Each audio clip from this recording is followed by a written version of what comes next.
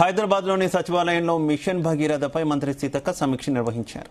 ఈ సమావేశానికి CS Dana Kishore, machine Bhagiratha ఈఎస్ఎన్సి Krupakar Reddy, అలాగే సిఈలు, ఎస్ఈలు పాల్గొన్నారు. ఇక ఎల్నినో ప్రభావంతో లోటు వర్షపాతం నమోదు కానున్న నేపథ్యంలో తాగునీటి సమస్యలు రాకుండా యాక్షన్ ప్లాన్ సిద్ధం చేయాలని అధికారులను మంత్రి సూచించారు.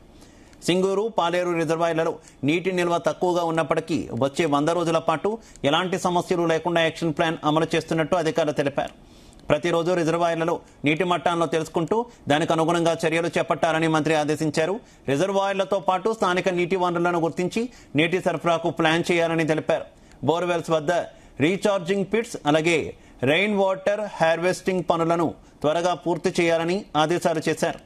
గ్రామాల వారీగా మహిళా సంఘాలు, సర్పంచ్, వార్డు సభ్యులు, పంచాయతీ కార్యదర్శులతో వాట్సాప్ గ్రూపులు ఏర్పాటు చేసి నీటి సరఫరా వేళ్లను ఎప్పటికప్పుడు ఇన్ఫార్మ్ చేయాలని అధికారులకు మంత్రి సీతక్క తెలిపారు.